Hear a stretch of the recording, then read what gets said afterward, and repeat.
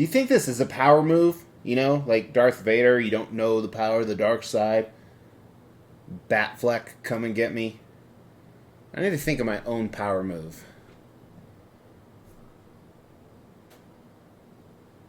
That's kind of creepy.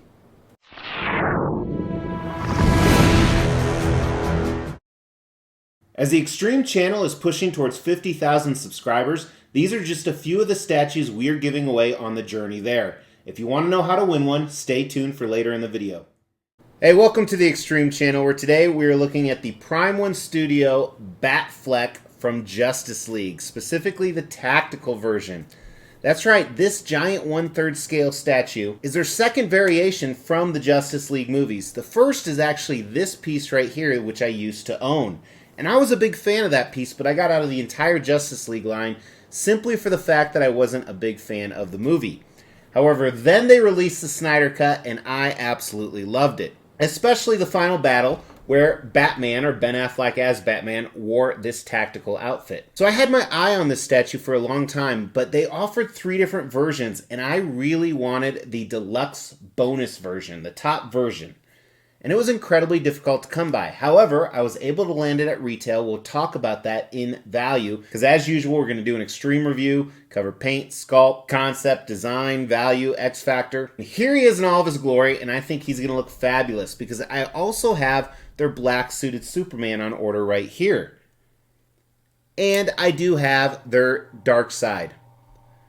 Even though he didn't play a big role in the movie, I think all 3 of these will be awesome next to each other. I am also kind of going down the route where I'm getting 1/3 scale of every Batman character other than George Clooney. Because as you guys probably know, I own this Queen Studios Christian Bale. I have on order the Val Kilmer from Batman Forever. And recently I picked up a custom Michael Keaton in 1/3 scale. So, now we just need the Robert Pattinson, which I'm tempted to pick up from Prime 1 Studio as well. Probably wait till the movie comes out, but I have high hopes for that movie. So very excited. You know, Prime 1 Studio, in my opinion, when it comes to DC 1/3 scale pieces, not only do they offer the most variety, but they do an absolutely amazing job. And they did with this one as well, despite the fact it's a little bit boring. And there are definitely some design issues that we're going to bash the shit out of. Still very happy with my purchase though, but let's cover all that in the Extreme review. Hurry up. We're waiting for you. So first thing we're going to talk about is concept. Now depending on which switch outs you have, the concept varies a little bit, but it's pretty much the same. Now their entire Justice League line, I think there's 6, 7 pieces, well I guess 8 or 9 with the new villains coming out, have very similar bases. You have a museum style sub base down here at the bottom. And then on top, you have this metallic base that has kind of these tendrils, if you recall, are from the last scene when they're taking over that city. Usually they have the symbol of whatever hero that is on the front. That's no exception here, with a rock and gravelly base. Now what's interesting is when we get to paint and sculpt, this is not as good as some of the previous pieces I own, because I own 3 or 4 of them that I sold off. But Batman is in a museum pose, so he's kind of posing for a picture. This is the tactical suit he wore in that final battle. And I like that they do that with Batman in the movies, because let's face it, a cloth suit would not hold up, especially against the super forces of Darkseid and Steppenwolf. So there's a lot of armor, a lot of plating. And again, like I said, a lot of different switch out options. The one in front of me right here, I don't know which one you're seeing at the side at this time, but has a grenade launcher. That is actually the bonus version, the one that I thought was a make or break, and we'll talk a little bit more about that later. And he's doing his power move with his left hand, and again, different options you can do. The huge Batman symbol on the chest, a little bit of battle damage to this armor, but not too much, and I kind of like that.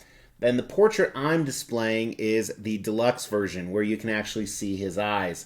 I was never a fan of how he looked with the goggles on, but we'll look at that as a display option as well. So the concept, what I really like is they tie all the bases together. That's pretty cool. Other than that, it's pretty boring.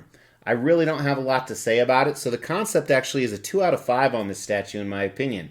Now granted, they could have done something more elaborate, but I don't know what it could have been. So design, there were definitely some issues that I'm not a big fan of. Let's measure them really quick. So the widest point on the base down here is about 17 inches. For exact dimensions, go to Prime 1 Studios website. And he is damn near 35 inches tall. Very, very tall for a 1/3 scale, but that's because the base is so large.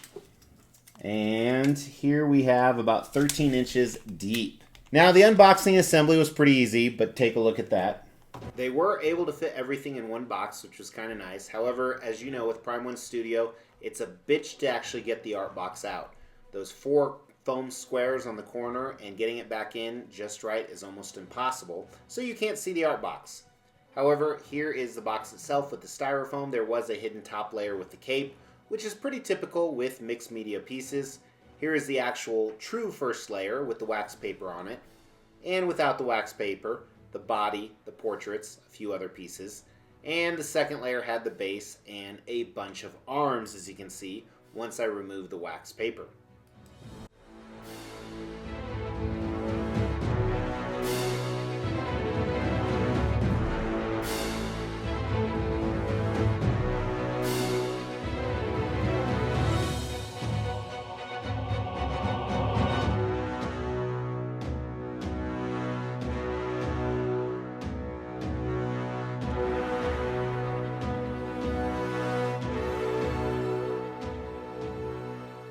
All right, couple different things going on here that are the issues, but before we get to those, I think it's best to look at the switch outs, because some of them involve the switch outs.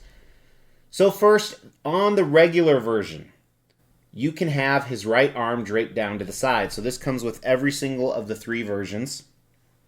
And you see it's just a closed fist. Or you can have his grappling gun, which is pretty cool. On the deluxe bonus version, so the one that I thought was make or break, you also have this cool grenade launcher you can switch out. And just so you know, on this arm right here, these hands, they don't sit in the best. I'm not too worried they're going to fall, but the magnets are not the best. I think that's a design issue. But you also have some other right arm switch outs. He can be holding the grappling gun in that hand. Then the left arm, the regular version, has the arm draped down to the side, and that's the hand. There's no other switch outs for the hand. Or the deluxe version has his hand doing the power move. 2 portrait options. The one with the goggles around his eyes comes with every single statue. And in the regular version, that's all you get. The deluxe version, you actually get this alternative portrait, which, as I said, I like this one actually a lot better. So I definitely wouldn't have bought the regular. So I was kind of on the fence for the deluxe, but then the deluxe bonus offered the grenade launcher, which is kind of what sold me. I had to have that or I wasn't getting this piece. Now, not only were the magnets kind of an issue, but I hate the fact that on the left arm, you have 2 arm options that aren't doing anything. They're just fists. I think that's stupid. Where on the right arm, you have like 4 or 5 different options, and all of the weapons go in that arm. I would have really liked to see maybe he could double fist it. You know, some people dig that. I think that was a total missed opportunity. Some of the weapon switch outs should have been offered on both arms. Also, the cape is mixed media, and it's nice. We'll talk about it in Paint and Sculpt. However, the way it fits underneath his cowl, the way the directions tell you to do it, leaves a considerable gap. So I actually did it a different way, but it seems to work fine. Don't follow the instructions. For such a simplistic statue, I definitely think there's a lot of issues and leftover opportunity, in my opinion. It almost feels like Prime 1 Studio is making a money grab on this. In the end, it displays fine. There's no huge issues, so I still give it a 3 out of 5 on the design. Now we're going to dive into the Paint and Sculpt, and this is where it shines. This is where Prime 1 Studio does a fantastic job. I mean, the realism of this statue is awesome.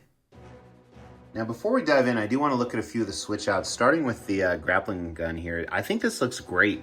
I think they did a really nice job.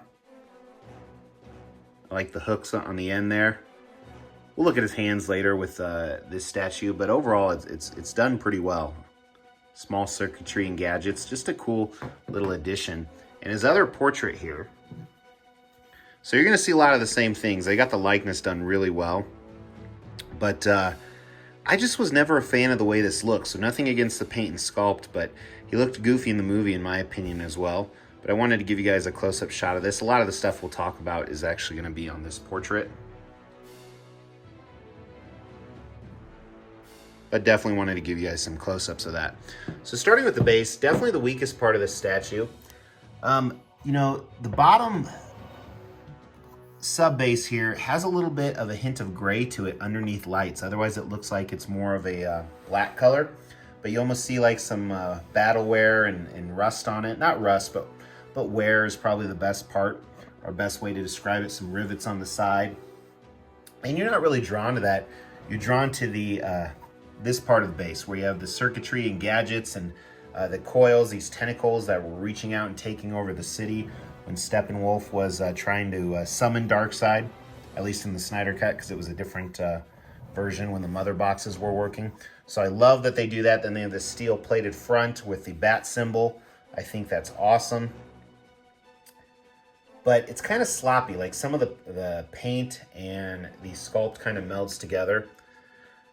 I like the paint on the rocks here. They added some brown. It's really, in red, it's really popping in the camera, and more so than it does in real life. But I think the sculpt on the concrete's a little bit of a miss. I've seen it better in other statues. Really quick, we'll look at his cape. So the inside of it is this felt-like material. Smooth, looks nice. I like mixed media capes, and when we say mixed media, we mean cloth. So kind of, I doubt this is real leather, kind of a pleather, faux paul leather, but it feels nice, looks nice. The seams go well going down the side, and how it drapes flows really well with the statue. But mostly, let's look at Batman here. They've done some really cool stuff with the paint and the sculpt.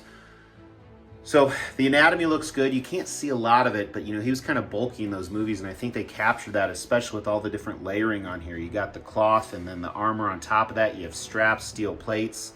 There's a Batflex package if you're interested in that. And they added some battle wear. You see some scratches here. You see a little bit of dirt coming up, especially from the bottom. I like that. And they have these gold accents with the buckles and of course the bat blades on the side that really help variate the color in this, especially with the lighter blue right there. So a lot of seams around his clothing, which you see. So I doubt, you know, Batman shops at Big and Tall Men. Alfred probably sews all this. I got some foam on here I gotta take off. That's driving me nuts. But I think they did a really nice job. Like even like the padding right here, this, you know, faux body armor looks like real leather, and then you have the metallic plates on top of it. Very impressive, along with the, you know, folds and creases you see in the I guess I would call it the long johns or undersuit. And I like the texture in those the plated armor. That looks really cool. And even the buckles, a lot of cool detail on here. Prime One always does a fantastic job. Utility belt, I'd say a lot of the same comments, and it's this a damaged gold color. You have what looks like, you know, from grenades to pouches, and this is more of a compartmentalized utility belt.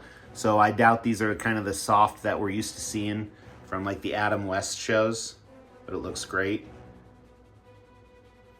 And even with all this armor, like I said, you can still see a decent amount of the anatomy where the musculature looks decent.